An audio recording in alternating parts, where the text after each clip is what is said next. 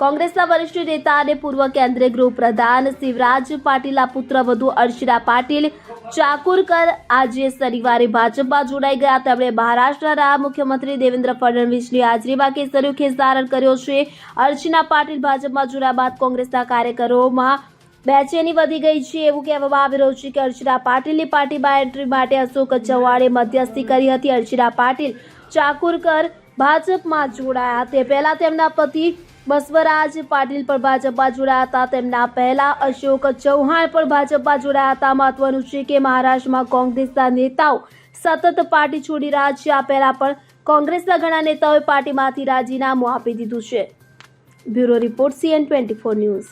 હવે જુઓ દેશ દુનિયાની તમામ ખબરો તમારી આંગળીના ટેરવે. ઉઠાવો મોબાઈલ અને Google Play Store પરથી ડાઉનલોડ કરો અમારી CN24 ન્યૂઝ મોબાઈલ એપ.